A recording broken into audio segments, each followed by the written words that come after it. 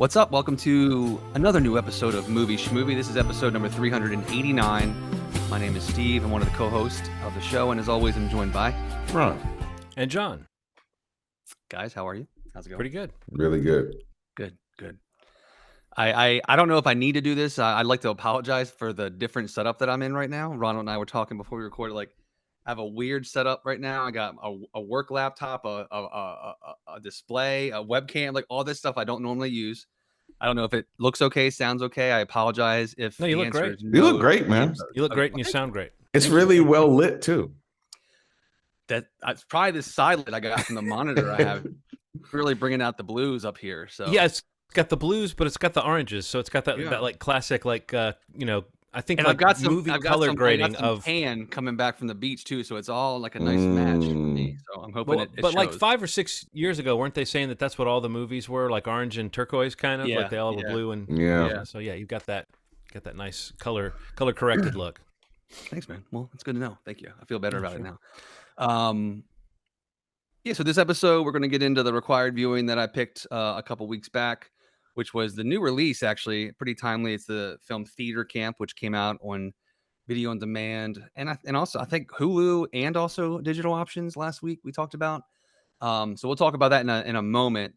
At the top of the show, I wanted to just mention, I guess it's a news item, but it came about this past Sunday. So the season 2 of Winning Time, the Lakers story that's been airing on HBO. This was the second season. This is a series that, was produced by Adam McKay. I think he directed the pilot, but it's got John C. Reilly, Adrian Brody, really great cast. And I've been we've been talking on our little chat we have going on message, just how much I've been enjoying the second season and the show in general. Like, I think we all really liked the first season, but in some ways I think the second season has been even stronger in like the storytelling and, just kind of where it is going or was planning on going as a series. But yeah, so this finale aired this past Sunday. We're not going to really talk about the finale because we haven't all seen it, but it was a really interesting thing where I sent you guys a text as I was like watching it as it aired. Basically, they announced that they were canceling the show. This is a show that I felt like from the jump, obviously felt like something that they had intended many more seasons of. The series started, with the whole magic and the coming out about HIV and everything, the press conference and all that stuff, and then jump back. So bridging that time seemed to be the main goal of the series. And then I don't know, maybe where it was going to go past that. But, this season really seemed aimed at, kind of getting through 1984 from the beginning of the season. And, I think that even reading reports of people that had seen the finale prior to the announcement, that there was a scene tacked on to the end to kind of quote unquote wrap it all up or to end it on maybe a more positive note. For anybody that follows the NBA or knows how the 84 championship ended, you might understand why they tried to do that. But it seemed like one of those shocking things to me where I just cannot believe that this show is canceled. And, in my little bubble on Twitter and people that I follow, it seems a lot of people feel that way. And some of the podcasts I listen to, a lot of them this week have been talking about it. But I don't know. I just wanted to bring it up. And I know we've all watched some combination of both seasons, but I haven't watched any of the show. Oh, you haven't watched? Oh, Oh. you didn't watch the first season. Oh, wow. I thought we talked about the first season before. I think you guys. I mean, it was a similar thing. You guys had seen it and were excited about it, and I was happy to hear about it because I love all the people involved. But for whatever reason, I just didn't end up watching it. But no, I was hearing not just from you guys, but from several people how good this new season was. People were really talking about it, and then to have that cancellation news. I mean, that won't be the first time that's happened. It's not springing to mind for me, but it seems like that happens every now and then where whatever's decisions being made on the corporate side is just like ships in the night with the cultural impact that something could have or is possibly starting to have. Whether they knew that could happen but still don't find it to be worth the investment. I mean, I'm not sure what the motivation behind this decision is, but it seems like, as you said, a sort of a sure thing show to kind of at least get to live out its premise of the time span it's trying to tackle. Yeah, Ronald, how do you feel? I was a huge fan of it. I mean, it's one of those things like kind of like Ted Lasso. You wonder what the second season is going to be about, and then somehow it kind of doubles down in quality, doubles down in emotional stakes, doubles down in the acting intensity. It just was one of those shows that really showed up when it didn't have to, especially a movie that relies a show that relies so much. It was so cinematic. A show that relies. They're like little movies every week, aren't they, Ronald? Yeah, like these really new shows. Yeah, and it didn't always feel like that. Like it's like a really interesting thing to see.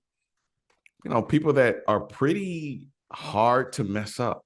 I mean, pretty. I'm sorry. Let me reverse it. Well, pretty easy to mess up in terms of impersonations. And I think what it really makes clear is these people are doing like kind of like a soft impression of these people, but they still have the intention, right. Yeah, it's just really good. It's really well done. Like I don't know if I'd want to watch somebody that's just like spot on trying to impersonate somebody for 2 seasons, and it just was done so well. It had a perfect blend of that comedy and the seriousness, and you see these kind of waves of what's eventually going to happen to Magic Johnson. It's a really and God, I mean, beyond the Lakers, the guy that plays Larry Bird. Yeah, he's great. Who is this man? Who is this man? Just who is this man? Yeah, look, literally have to find out. Yeah, I'm trying to think about what I'm looking up his name. It's where'd it go? Sean Patrick Small. Okay. Who's in fact not very small. He's rather large.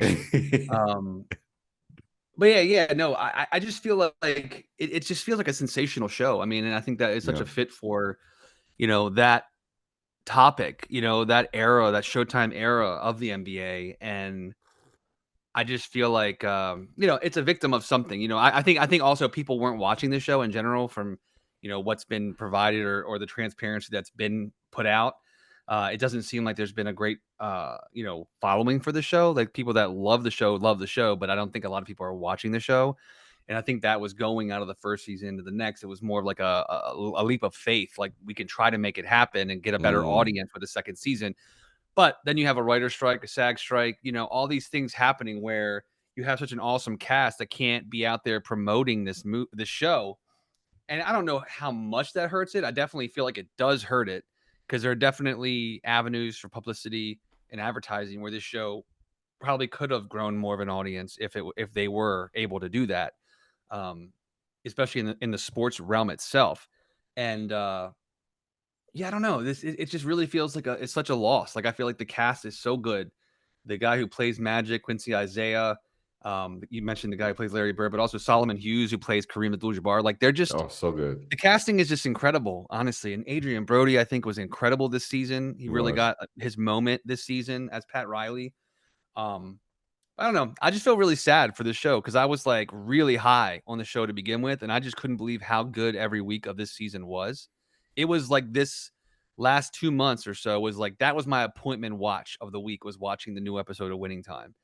Because I just felt like it was that kind of Sunday night HBO thing for me that I think doesn't exist now on HBO. And what are they doing now for the Sunday night show? And it's a big question because there really isn't a ton in the pipeline, especially since they pushed back the new episode of True Detective to January. So I don't know what Sunday. Yeah, I don't know what Sundays look like for HBO. Like there's really nothing big coming. But I saw a thing of like shows coming out soon in the fall, and it's a pretty loaded fall for some television shows that I like. Like Fargo's coming back.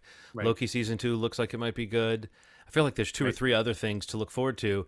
Our Flag Means Death is back. I'm happy about that. But it didn't even occur to me that I guess Our Flag Means Death is an HBO show or a Max show. But I was about to say, it didn't occur to me that there's not like a dominant HBO show. Like, not that True Detective would necessarily dominate, but with the new cast and the kind of fresh start, I see how they could really market the hell out of that. For sure. And get a conversation going about how if it's as well made as it could be, they could get people excited about that show again, especially because it's so... such an anthology thing. No, so here's the question: was Winning Time, 2 seasons of Winning Time, worth Will Ferrell and Adam McKay breaking up? I was gonna say when I mentioned Adam McKay earlier, that's the question now. Like, that was the whole big PR thing when the first season came out, that, like, the John C. Reilly casting is kind of what blew up their friendship, or professional relationship, all of it. Well, which is funny So because who's to say, man? I Adam mean, McKay I did it don't the think a wrong show. way, but John C. Reilly supposedly talked to Will Ferrell first, so Yeah, they're still on speaking yeah, terms. yeah, yeah. I think that's kind of an interesting difference. But yeah, no, not to be too glib about it, but I mean, what would Will Ferrell have been like? I haven't watched the show. Is it hard to picture Will Ferrell in the John C. Reilly role? I think so. Very hard. Yeah, I think so. It would be kind of tough. I say that, but like I think that's the kind of thing that Will Ferrell maybe needs a shot at, though. I Mm. say that I can't see it on paper, but that's the kind of thing where like you want to be proven wrong, because I think actors like him, comedians like him, I don't know that I mean, he's definitely done movies that are way less comedic. Don't get me wrong, but like, not that this is some heavy drama role either, but there's a lot of drama in that performance, in the Jerry Hmm. Buss performance. And I think just the chaos that John C. Reilly kind of brings to that performance is so much more like contained and less comedic than it would have probably felt like if it was Will Ferrell. That's a guess, but Yeah. um, Well, Will Ferrell was pretty good in 100%. that The Shrink Next Door, where he was pretty yeah, he tamped was. down, and that was pretty dramatic. But it was not a big character. It was almost like it worked as a dramatic performance because it was such a muted turn, For So sure, I don't for know. sure. I hope they become Well, friends again. well, Me Laker too. Dynasty, you never got to rise to the greatness that you achieved in life Unfortunate. on You'll HBO. never know what happened to those characters. I know, I know. It's That sucks. No one's ever talked about it. No one's ever done it's a void now. We'll never know. You can't just Google this kind of tons of stuff. documentaries about it or anything. All right, cool. Let's move on to the required viewing. Again, 2 weeks ago, I chose Theater Camp. This is a movie that came out this past summer. I think it came out in July. I don't know if it was a wide release or it was more of a rollout, but this is a movie that's co-directed by Molly Gordon and Nick Lieberman. Molly Gordon also in Winning Time. There you go. There's my connection right there. Mm-hmm. Wow. Yeah, she co-wrote and co-directed this movie with Nick Lieberman, and also co-written by Noel Galvin, who stars in the show or in the movie as Glenn, like the stagehand handyman Okay. star of the movie, in my eyes. But yeah, so this is something I'd heard so many good things about this when it played at a couple different festivals. I think that it was like it was getting a reputation of being kind of like a just one of those entertaining crowd pleaser kind of films.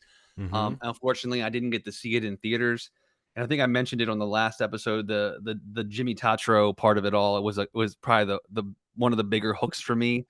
Yeah. I've him and Ayo Edebiri. I've just like anything that either of them are in. It's like, yeah, I'll watch that. And it's like I want to watch it because they're in it simply, but then it also just looks really good. The trailer was really fun. But yeah, I don't know. That was my pick. Again, it's on Hulu. If you didn't watch along, we're gonna talk about it now. But if you want to go back and check it out, it's on Hulu if you have a subscription to that. But I don't know what did you guys think of Theater Camp? Did you have an awareness of it? Why don't you start? No, I did not have an awareness of it. And I'm glad you told me about it because I love a lot of these people, Patty Harrison, Jimmy, Molly, Ben Platt. These are Yeah, yeah. people that these are people obviously that we've kind of gushed over the past couple years.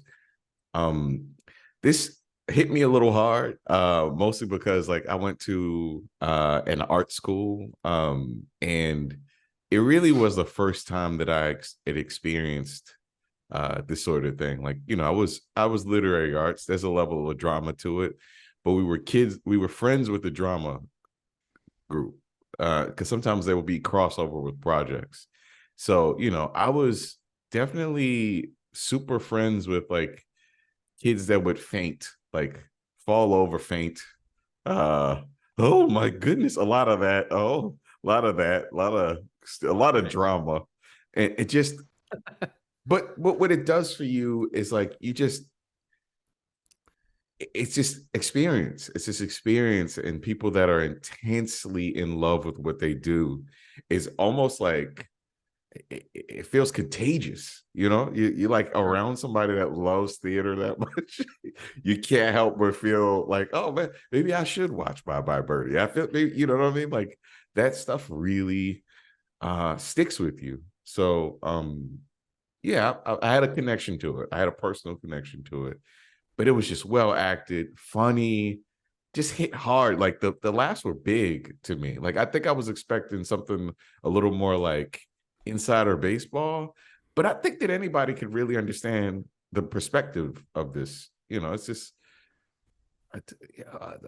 financial issues and really dramatic kids, you know, and counselors, and you know, it's just like so funny.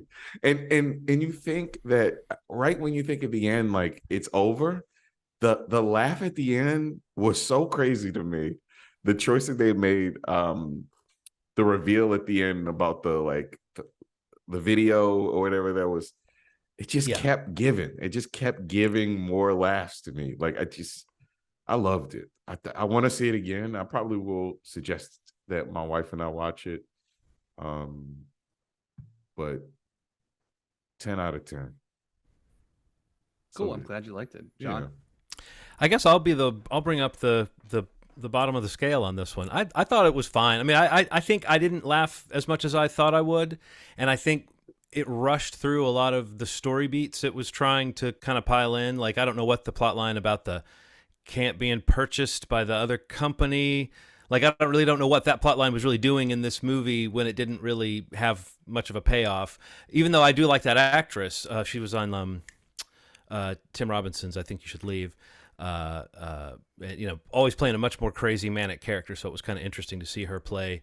I don't have her name in front of me, but it was interesting to see her play a sort of tamped down version of the kind of energy Patty she normally Harrison does. Is she the one who was the lady who was trying to buy the camp? Yeah. Okay, Patty Harrison. She's very funny. Anyway, I thought she was good. I thought Jimmy Tatro, is that it? I thought he was great. I thought Molly Gordon was fun to watch, and Ben Platt was fun to watch, especially in the opening stretch. Like, I really think most of the laughs for me were in that first half hour or something like that. Like, I really loved the sort of setup. I like you, Ronald. I went to a magnet school, and a lot of my friends were theater kids, and one of my longtime girlfriends was a theater kid, and I work at an art school now, and it's like the difference between the sort of performing arts like theater and music, and I work in the film department, and you know, and also when I was in a magnet school, I was in the visual arts department, and you start to see the difference between these like art forms where you sit back and you create, and maybe it's a little bit on your own, and it's a little bit like go do your own thing and then bring it to this process, versus this super collaborative, super hardcore thing. So whereas I never went to theater camp, I mean, it's funny, I was going to say a very, very similar thing to what you said.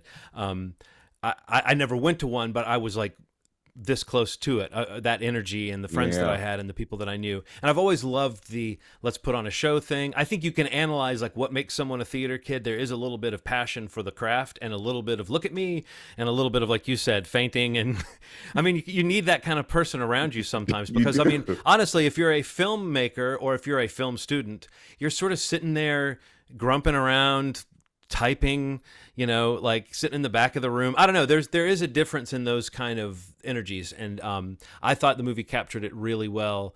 Like the best moments were the moments where it was just like a funny character turn.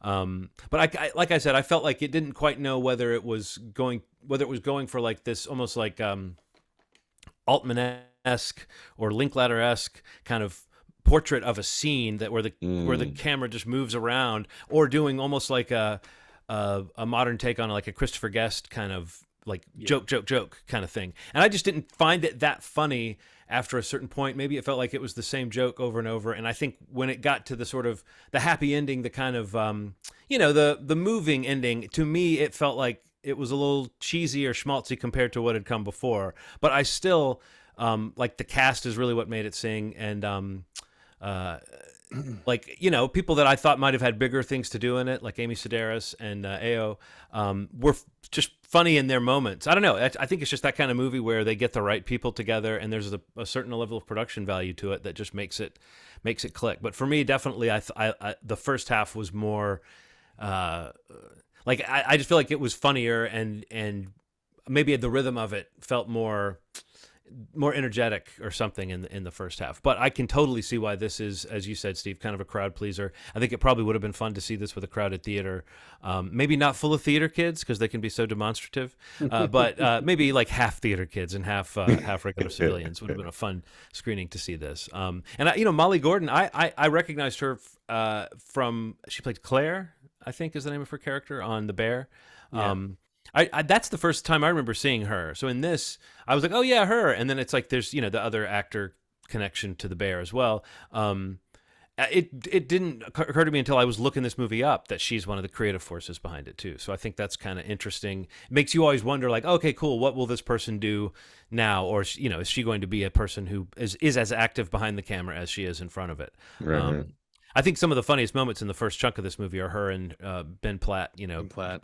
Just being so switched on and like humming at this high frequency, putting together these songs and stuff, kind of self-mythologizing as they go. It's very sweet and super inclusive. And I think that's something that always kind of warms your heart when you see this kind of movie. So I do think it's a very likable movie, even if it didn't fully connect for me. Yeah, I guess I fall more in line with what I guess with Ronald, his takeaway from it. I don't know. I watched this with Aaron. And I kind of fell in love with the movie. Like, I don't know. It's just something connected me immediately. I never went to a theater camp. I definitely was involved in theater in middle school and high school, but never to this degree. But I don't know. I just something with the characters and like you were saying, John, just kind of the interplay with Ben Platt and Molly's characters definitely stood out to me. And honestly, like just with some of the kids too, like I really loved a couple of the younger actors that were in the movie, specifically Luke. I think his name is Luke Islam. He played the kid that was like buying the like the black market throat coat tea packets, and like he's like this better be real, and he smells it. And if you've ever used throat coat, like any vocalist, a lot of people you maybe have all used it. Yes, like I used to live on that shit when we would tour with the band. Like, no, that was really funny. You smell it, and you're just like, oh, I know the smell. He's saying he's feeling that says, oh, this is real. This is good. This is the real thing. Like that scene for me, that would really just cracked me up. But yeah, I just love the movie. I think I just really found all the characters really entertaining. The scene where they can tell that she had the tear stick, and like all these things that I feel like I've seen these in action, like in theater, like in even my minimum experience with it. So it's really funny to see like how they pop up, and a lot of the staff at the camp I thought were really funny. And and Jimmy was great. I love the scene where Devin is singing his tryout song. I was gonna say that. The Better Now, and you can, and it's like he just connects and starts dancing his way down the stage. that part made me laugh so hard. I mean, I feel like after that I was waiting to laugh that hard again. You know what I mean? But that scene got me. He shook his hand. That was so good, man. And he was like, "You got it? You know anything else? You can, what did he say? Like sunflower? You know any other post songs? Yeah." You know any other post songs is such a funny question. Oh my god, I was dying. Oh, I don't know, man. I just really love this movie. I love the last, the big performance at the end. The music was great. I definitely got emotional. I cried a little bit watching. Me too, man. End, like when they get to the end, even when they realize like how talented Glenn is. Like the whole movie, I was just like, when is Glenn's moment? And that just really. I don't know, like Amos or Ben Platt's character, like acknowledging it, or him and Molly kind of acknowledging it together. Like that was such a moment. And I don't know. I just thought that all really worked. I did like that moment. I didn't, normally I'm the easy cry. And for whatever reason, this one didn't get me, but I did really like the sort of, I almost liked it better when it was like a joke that he was like made for this and no one knew it. Like even that scene where they had to get somewhere fast and there's this really theatrical, graceful roll down the hill. That really, I thought that was really funny. But like but I went again. It's just I appreciate the sweetness, even if I felt like, oh, I was enjoying the sort of subversive joke of this guy really should be the star, you know, or this person really should be the star. But I did not at the time. I wasn't even connecting that actor to their role behind the scenes shaping this thing too. So when you start to see it that way as like a showcase, I don't know. It's neat to see. It reminds me again of the Christopher Guest. Like it's like a sweet version of that, like a wholesome, sweet modern version of that Christopher Guest thing of like where maybe instead of improv performers you have, you know, a script, but like the fact that it's made by the people that are appearing in it, I do think that gives it a kind of energy and suggests like a perspective maybe that you wouldn't have if this was like, you know, made more like a mainstream comedy. It does feel very indie despite all these name actors that we just mentioned. Like there's a scrappiness to the way that it's put together. So yeah, I think we're all saying this is a nice watch, and you guys are just saying it a little bit harder. Yeah. And again, if you didn't watch along, you can watch it on Hulu right now, and I think it's on some other demand channels also if you want to rent it or buy it. So who's next? John, you're up, right? Where are we going next? I'm up. You know, I thought like it would be good since this was sort of a teen movie. It would be good to like steer away from how inclusive and diverse a teen movie can be, and maybe go back to the '80s and watch something from then. But this is just a movie that's been on my list for a while, and it's kind of a back to school idea. A little while ago, I thought, okay, maybe this will be a good movie for back to school. It just so happens to follow theater camp. But it's a movie from 1987, directed by Phil Joannou, or Joannou. I don't know how to say his name. But he was a video director that got picked to direct a teen comedy that's kind of a black comedy and almost like a satire of the John Hughes movies of the time. But also it's its own kind of sincere teen movie, 3 O'Clock High. 3 O'Clock High. I don't know if I know that one. I know this one. I just remember when it was all over HBO, it was very like, it was a little bit darker and more of a black comedy than the average teen movie. Is it like somebody holding a hand or something? Yeah. It's like a hand busting out of a clock holding on to Casey's. Is there a library involved? I believe there's a library involved. Like in the school library? Yes. I believe so.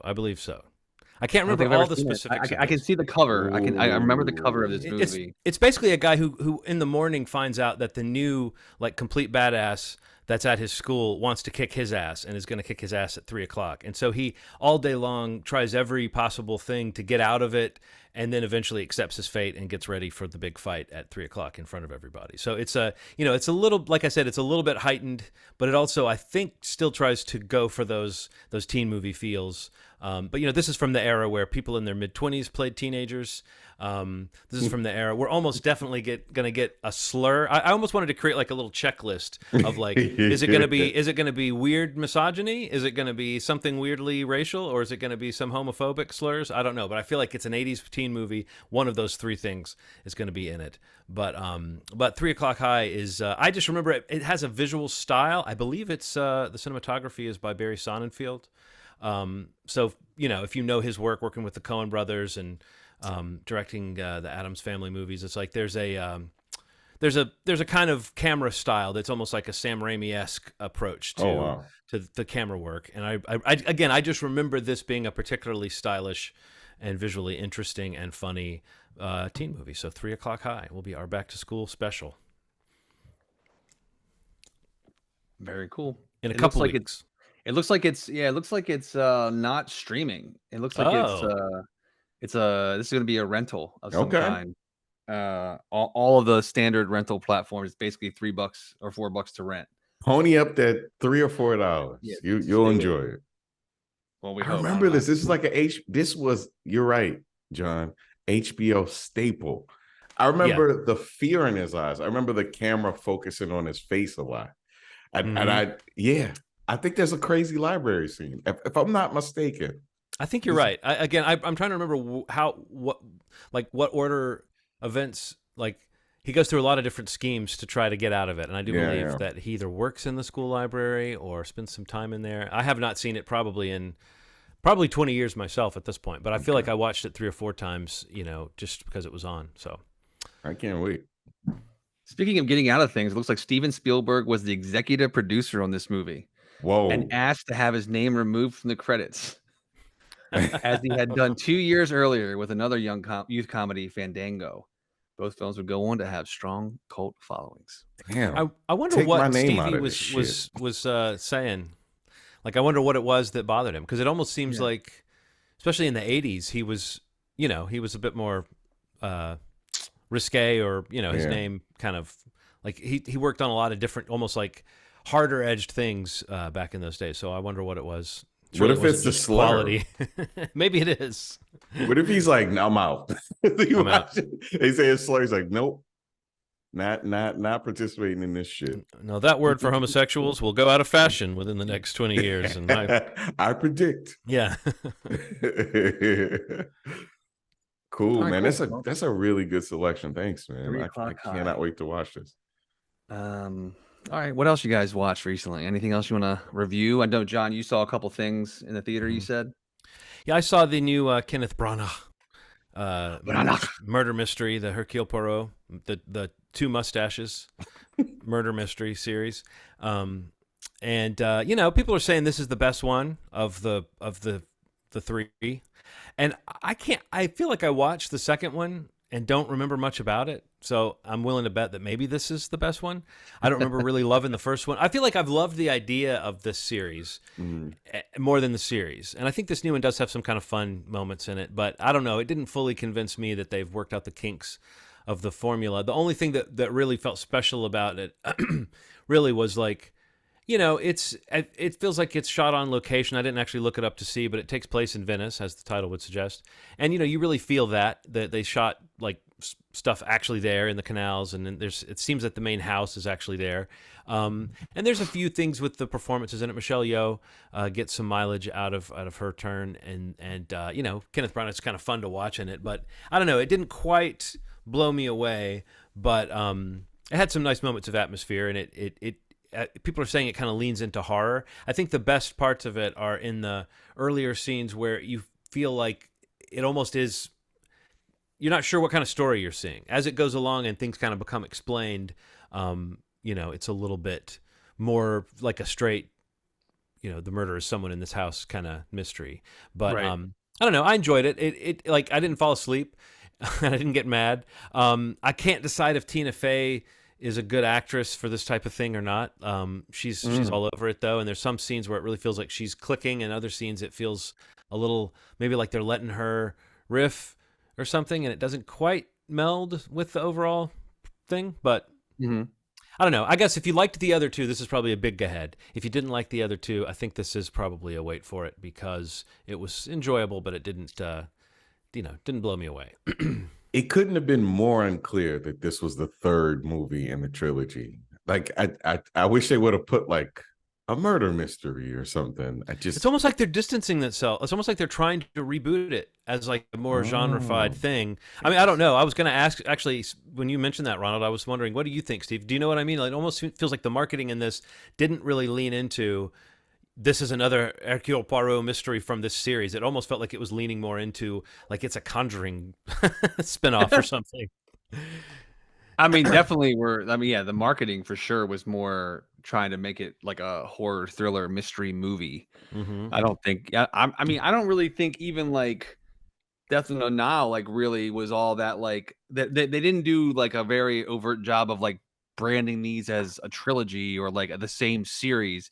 If anything, it'd be like the character returns, or it's like that would be the hook. And if you're not like it, I don't even think that Murder had like the biggest following to be like, oh, what, this is the next one. Right. Yeah. It's just I think people that go to the movies may have recognized it, but I don't think their marketing behind it was really aggressively trying to tie anything together, because it probably did have a better chance, on its own as a different thing, because I think, Death in the Nile was a whole, that was really one of those COVID thing. It got stuck in a weird spot when it came out.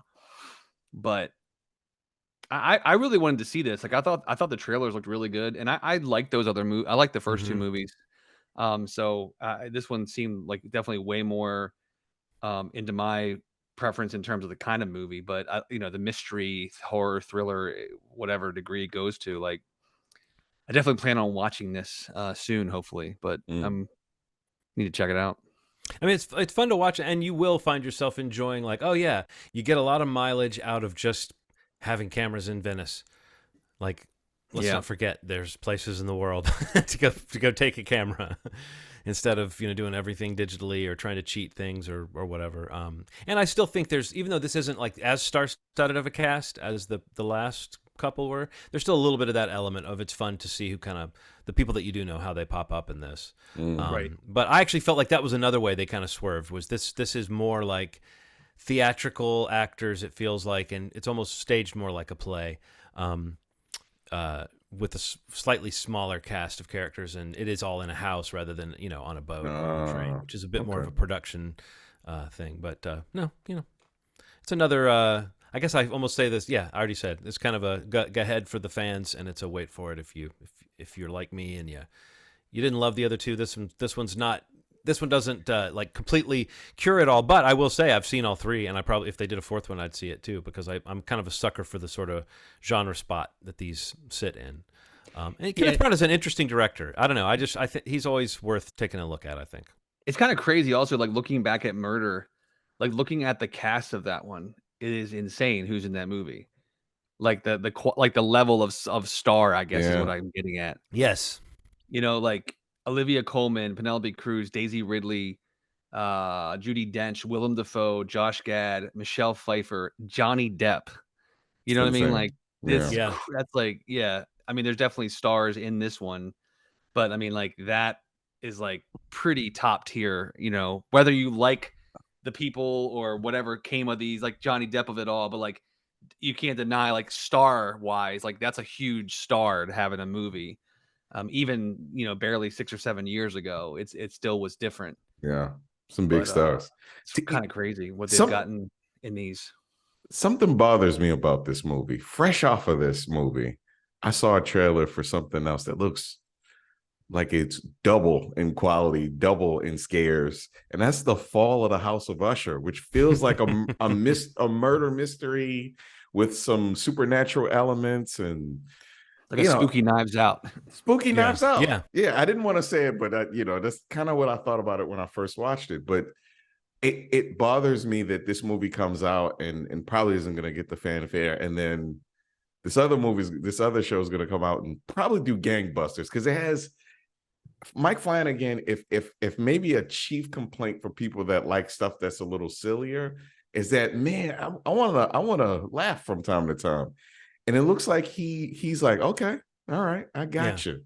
I got you, bastards. It's definitely got like a satire, like, or like it's got, I mean, it seems like it's about what, like a pharmaceutical empire. Like it's definitely adding, it's not a straight adaptation of the Poe stories, but I think what's going to happen is that each episode is probably going to spin off. If it seems like it's just the family dying off one by one, he's going to adapt a Poe story kind of within each one of those tales, really would be my guess. So it's a cool way to do it, and it's reminiscent of what he did with the Bly Manor, which is like incorporating a lot of different Henry James stories into one season. So no, I can't wait for that. That Mike Flanagan spot, I do think if there's anything that would make me go, oh cool, he's switching it up, it's that, Ronald, because I love his style. Yeah. And I don't want to see him go so far down his long monologue, heavy emotional style. I don't want to see him go further down that, you know what I mean? When we're at the point of like seeing that he does that. And then gosh, I'm spacing on the name of the last miniseries he did that was full of monologues. The church one on the island. That was so good, by the way. Midnight Mass, which is one of my favorites of them. It just hit me super hard, man. Like I love that. I really enjoyed it, and it was also gorgeous. It was a gorgeous show. Like. It just looked so beautiful. I'm looking forward to that. Yeah, this is the end of his Netflix run too. He's going to Amazon. Right? Oh, right. Yeah. Right. Yeah. I'm ready. But to finish my thought, having seen Midnight Mass and thinking, I loved that, but at times it tested even my desire to see long emotional monologues. I'd be like, what's he going to do now? I'm so glad that he's got an answer to that question of like, me oh, too. this one looks a little bit more funny and maybe even a little bit more kind of to your point, Ronald, about a certain kind of horror that we all like, a little bit mean. Like here's, if this is like a rich, privileged family that has a comeuppance coming because of like past crimes or what their patriarch did, I feel like that feels culturally like we're ready to see that happen now. Yeah, and that's a fun set them up and knock them down kind of thing to do with like, an anthology sort of style show, anthology within a story. So no, I'm totally ready for that. I have a couple of the things that I saw, but I wanted to ask you guys, since I just went off about Haunting in Venice. Did anybody else watch anything that sticks in their mind? Steve, I want you to, because I feel like Steve, sometimes you'll hit me with something. I'm like, what? No, man. Honestly, it's been a pretty slow week for me. I'm solo this week, here at the house, but with new lighting. Got back from vacation, didn't watch much besides Winning Time, which I'm not going to talk about the finale. I don't think I've watched a whole lot. I'm up to date on Only Murders, which I'm thinking, I'm enjoying as always. Okay. Oh, I think this season has been great. It's great. I mean, it's very reliable. But I mean, it switched things up in an interesting way. Like it's doing that season 3 thing you kind of want a show to do of like, it knows what the formula is and it knows how to test, like what you'll pretend you think is going to happen on a show that has like core characters that you don't really expect. No, I think that's been really solid, especially during the time where we're all jumping to talk about how much we love Martin Short because of that op-ed piece that took a big shit on him. That all over Twitter, everyone was just talking about how much they love him after that. I thought that was kind of it almost seemed like Martin Short's people planted the story because it got so much love thrown his way. No, but I haven't really seen a lot, Ronald. I mean, what have you watched? Maybe 2 things that I want to talk about. Maybe you're not sure if you saw 2 things. Yeah, Angel Mandel Soto. Yeah. Right, I did. I did. What is it called? Blue Beetle. Oh, the director. Yes. This thing, I got a problem. Is it the same problem I had? Yeah, I feel like the marketing in general, I feel like the feelings that people have, the dread that people have about DC is not letting people enjoy movies like Flash, not letting people enjoy movies like Blue Beetle, and the decision to tell us that the world is about to change. Also, it's like, why the fuck am I invested in this? Right. And then here comes a sturdy little feisty fucking movie with an incredible music.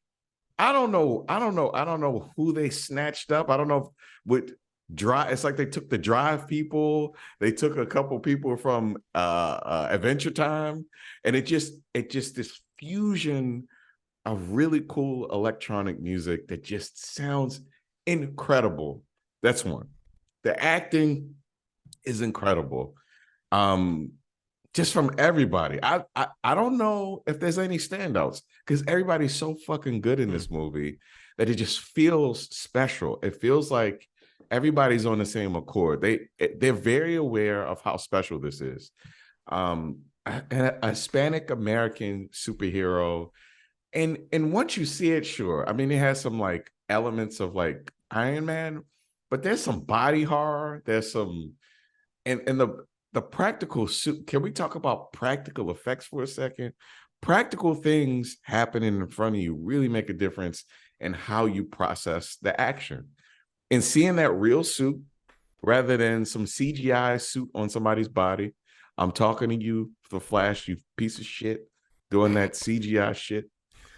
When you see something practical on somebody, we're just talking about how people are too hard on I just mean the CGI on No, I know, body. it's just funny. I know. It's like the poor Flash. The poor Flash was like, hey, someone's talking about how the Flash movie's not that bad. Good, I'll listen in. And then it's like, I'm a piece of shit. Just poor the practical, just the outfit. That's an Ant-Man problem too. That's an Iron Man problem. It's like all this shit that does like nanotechnology. Yes, is like I see why they do it from a logistical standpoint 100%. of letting us see the actors' faces and everything. Yeah. But I do think you lose something when you don't have to like do a clever design job on a suit. You know, that's part of the ingenuity of some of these character designs, or should be. Am I pronouncing this guy's names right? Zolo is his name? Is that how you pronounce it? Yeah.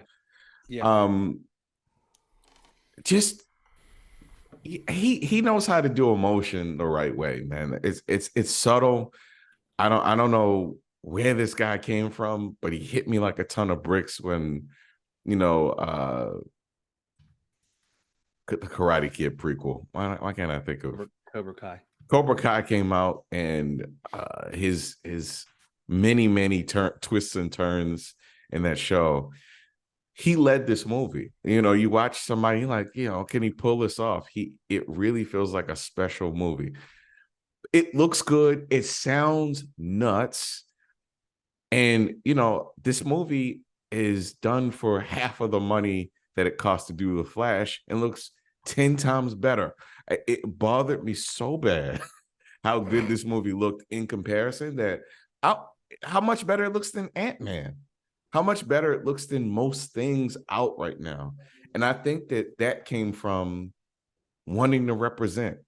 You have this finite opportunity to really bring this Hispanic American actor to the light, and they succeeded on all levels. I mean, some of the cliches are there, but this is a fun movie, man, with an ensemble cast. George Lopez coming through with a bunch of random jokes. They kind of let him fly. An interesting villain and a twist at the end. It's one of those movies. It's just one of those movies that I will buy physical for. I'll buy a digital now. I rented it, but I'll buy a digital. It's special. All right, that's one. The second, man, I've never just wanted to get a service to watch a thing, but Screenbox has a docuseries called Robodoc that you should get into your life. It's a 4-part series. It's about an hour 10, and it has the majority, almost all the actors that are alive are in it. That's like 95% of the people from the movie that are alive, and I bet if some of the actors that passed away, rest in peace to those people, if they were alive, they would be in this thing. It's nuts. It's gratuitous. It's a really cool look at the process of writing, the marketing for the movie, some of the inspiration it took from the idea that like somehow the writer never heard of Judge Dredd, never saw Judge Dredd, even though it was so similar in terms of just the bottom half of the face showing, and no one was doing that at that time. The fact that these two things existed at the same time and nobody ever heard of it, it's just really interesting. But all of these really candid interviews from the director, from tons of the actors, from production, just made for this really cool docuseries that you should check out. Robodoc. Please check it out. It is so fun. Funny thing about that is that I backed this when it was a feature film on Kickstarter like 7 years ago. Yes.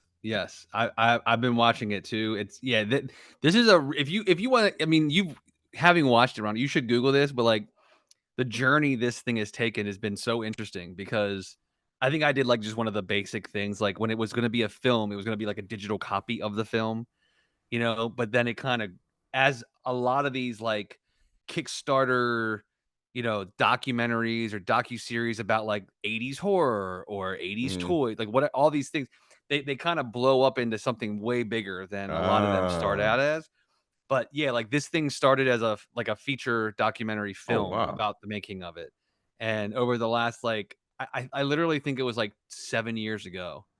And it's just been like dormant. And then eventually, this has happened now where they put it together as a series, like you said, on Screenbox. So it's so weird to finally see, every year or so you get like an update on the Kickstarter page about what's happening. Oh. But, then now to see that it actually came out is pretty awesome. Did they send you anything? Any notification about it? Or I just get I don't know what I ended up. I actually trying to remember what I actually ended up getting because they changed like all of the backing levels when it went from being a movie. Like they never got to release the movie really. I think what happened. Like, I don't know if something happened with like, I can't remember the details of it. The last update I remember was kind of was kind of weird. Hold on, wait, was it 5? Yeah, no, that's just the screen box announcement. I can't remember what I actually ended up getting, but I got like an email like maybe like 4 months ago Okay. that it was going to be, a series, Really cool. and that they man. were like redoing the tiers or whatever. But I don't know. Mm. It's just it doesn't really matter because I did like one of the cheapest things just to kind of be a part of it. Yeah. That was the era where I was like backing everything on Kickstarter, trying to see what I could help get made. But that's cool, man. I gotta catch up. I've only watched. I think I watched the first 2. Yeah, me too. I'm on watched the first 2. I mean, and they're lengthy episodes. Some of them are a little over an hour. Yeah. So and they're dense. They're dense. It's a lot of content for each episode. Like you will not be disappointed. It's essentially 4 hours plus of just straight RoboCop talk, and just design things, molds, like behind the scenes things, how the voice came to be, who the voice is. It's just like it's incredible, man. Like it's a good docuseries worth checking out. Robodoc on Screenbox. Cool. Well, I guess I'll close it out with a couple things that I've watched. They're kind of united in a sense because one of them is a fictional film based on a true story that is sort of like too strange to be true, and the other one is a documentary based on a true story that is sort of hard to believe but still works as a documentary. And the first one I'm talking about is actually for me could be an incredibly irritating movie simply because it's the same source material as an idea that I've had back and forth kicked around with a friend of mine for about 30 years. So like we've had this story idea or this movie idea based on it's one of those, if you ever got into like news of the weird or like unexplained tales or creatures, cryptozoology, that kind of thing, you may have heard of Jeff the Talking Mongoose.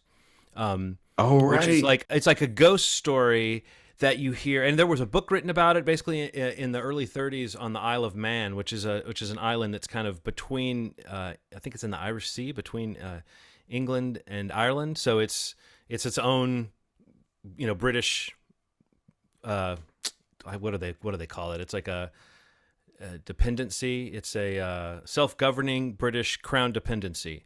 So it's not really Ireland and it's not really England. But anyway, it's a place where on this farmhouse, this girl, Voire, and her parents, the Irvings, they began to hear scratchings around their house and then a voice.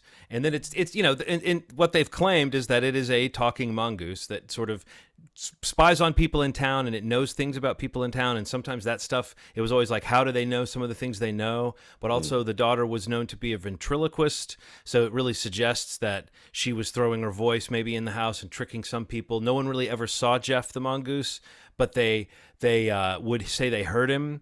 But it's just enough of an unexplained, like exactly what was going on here thing that it's been handed down through history as kind of a cool, eerie, weird, kind of funny story. And this new movie, Nandor Fodor and the Talking Mongoose, that stars Simon Pegg and Minnie Driver, with the voice of Neil Gaiman as the mongoose. Like part of me was like, I was glad to see it made reasonably well and have like Simon Pegg in the lead. But as the movie wears on, it's like, I don't know, it's one of those small movies that feels like it's like it needs a final act or it needs something to wrap up the story because there is such an uncompleted nature to this story. What actually happens is this Nandor Fodor guy goes to the farmhouse and stays there or stays nearby for a few days, doesn't see the mongoose, hears him, talks to him a couple times, and then leaves. And that's kind of what the movie's dealing with as like the story.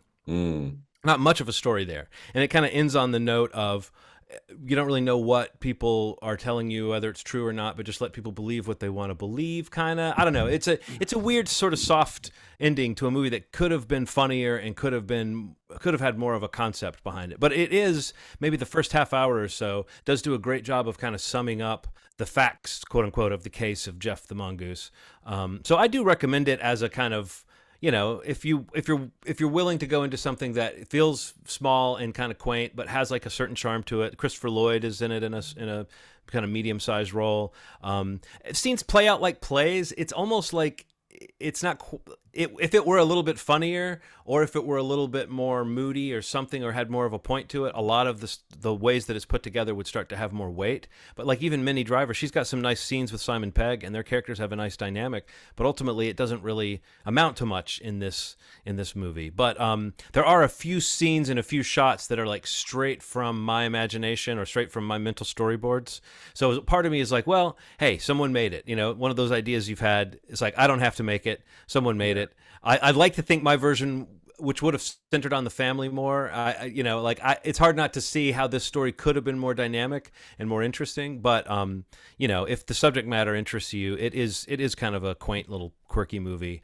But yeah, not much going on beyond the concept, and just some of the performers in it and kind of the look and feel of it. So. I don't know. I guess this is a wait for it, but it's already on streaming, so I don't know what you're waiting for. You're waiting for it to be cheaper. And then the other thing I said, which is a documentary about something creepy, I saw this movie called The Unbinding, which I just started seeing, I guess maybe festival reviews of this, saying this was a really legitimately scary documentary, and I'm always on the lookout for a scary documentary. And I feel like this is my catchphrase tonight. Like the first half hour or half or so of this is really interesting because they do reenactments of people talking about this particular haunted object that they find in the woods and they bring home. And it's that kind of based on a true story thing where, I don't know, I really think there's a bigger topic that I would love to talk to you guys about, which is that whole subject of whether you believe in ghosts or not, and how that's going to be a filter you put on everything. So if you believe in ghosts, you're going to watch this documentary and you're going to come out of it going, oh my God, that's mind-blowing that they had the experience they had. And if you don't, then you're going to come out of it going, oh, that was interesting and creepy, but they really did not try to convince me as a skeptic. And maybe that's fine. I think that's fine to have a movie that's not trying to convince me as a skeptic. But it really felt like as it was going on, it was really lacking that someone outside of this saying, well, here's what could be going on when people have these kind of, when people are sure they've seen hallucinations. Because, I don't know, sometimes it feels like nobody wants to say, well, this is all bullshit, right? Because the whole House of Cards comes tumbling down. And so everybody just kind of goes along with it. And there's a couple points in this movie where the narrator or the talking heads talk about it like they've just proven something, but they kind of haven't, but they talk past it. And there's another part where he says, our story, what we were finding out was lining up perfectly with what people were saying on Reddit. And that's given as like evidence of the truth of it. But when you're listening, you're like, wait, I don't know that I'm thinking of lining up with what's being said on Reddit necessarily as something great. And then later he says, like, I think this pretty objectively shows that something was going on. And what he said is that's not true. It's like, so I feel like almost don't mention that if you're going to be that cursory in your approach towards like appealing to people's logical sense about what could be happening. Yeah. Like don't talk about it at all if you're really just trying to give us the heebie-jeebies, because it really feels like they omitted. And maybe so, if the director was interviewed, he'd say, yeah, we decided not to include skeptical voices, and that's fine. I think it's like if this was a fictional movie, I would be blown away by how well they created a sense of something palpably and that was scary. But as a documentary, it feels like it's a little too in love with this preconceived notion that we all believe that this is truly happening. But it is creepy, and I do think they do a great job with those early reenactments of just what people are saying is happening after this object makes it into their home. So if that all sounds intriguing, especially if you're a believer in this kind of thing, I think The Unbinding takes an interesting approach, because at the end of the movie, it almost defangs the fear by saying we should be more accepting and we should like try to help spirits, which is a nice notion. But it's exactly like watching a horror movie, and you get to that last third of many horror movies where we have to go undo the curse, or we have to go bury the remains or whatever. And it's never as interesting as the part where people are hearing things in the night, Right. I think it's a problem in a documentary about this just as much as it would be in a fictional version. But a very, very well made documentary that, if production value is the thing that convinces you that something's not just total malarkey, I think this movie has a lot going for it. And yes, I just used a grandpa word, malarkey. Malarkey. I like it. So The Unbinding and Nandor Fodor and The Talking Mongoose were my other sort of semi picks. Making sure I didn't watch anything else. Nah, I got nothing. All right, cool. Well, I mean, that's a lot of stuff. That's a lot of stuff. That's an episode. I gotta say, Ronald, I'm glad that you checked out Blue Beetle and kind of felt like literally the same as I did. Like I feel like we mentioned the same things like when I talked about it a couple episodes back. But like, yeah, I would say just another reason, another opportunity for us to like recommend trying to check the movie out wherever you want to check it out. Yeah. Because the difference between then and now, I think, is going to be on digital, or it is on digital. I think now video on demand options for you. Like you said, you rented it. I saw it in theaters, and it's at home now. So if you're waiting, I too highly recommend it. I thought it was way better than I was expecting, and I thought it was great. Yeah, so that's another recommendation from both of us. Cool. Guess I got to see it now. I was already planning. I think you should, John. I mean, you should just do it, man. You've heard it from both of us now. I even enjoyed that piece of shit, The Flash. So that CG shit, yeah. It's fucking. I mean, honestly, that is the sad part about that movie is that like you could sell people on the fact that it's actually pretty enjoyable. But if the question is the CGI as bad as I've heard, you kind of have to say yes. You know, yeah, absolutely. No, you have to say like yes. That is a hard yes. A major a problem with that movie is that, that the effects make you think about how bad they are. Yeah. So yeah, required viewing for the next episode, which will be in 2 weeks. We're gonna have a week off next week again. We'll be doing another one of our Schmovie replay picks for a past episode. So that's an opportunity to maybe catch up on one that you haven't heard before. That'll be next week. But in 2 weeks, the required viewing that John picked is 3 O'Clock High. And that is, again, available for rent on basically every digital platform, Amazon, Apple, Vudu, whatever you prefer to use. It's basically $3 or $4 everywhere. So we'll be doing that in a couple weeks. And then, from there, as we get into spooky season, I'm sure we're going to start trying to have some discussions about what we can do to talk some horror content. Yeah. Get something planned for the month of October, something fun, something exciting. Yes. We're all fans of the genre, so it's that time of year to get spooky, and I'm maybe sure the next round of picks for oh yes. For required viewing should all be horror. Yeah. Yeah, I like it.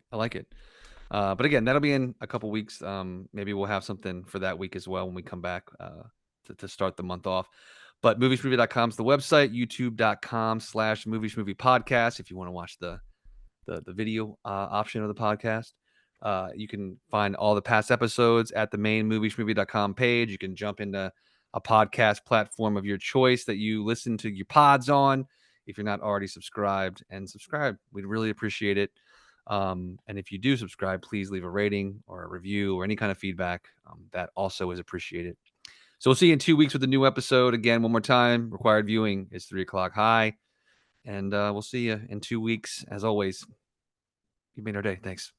Bye.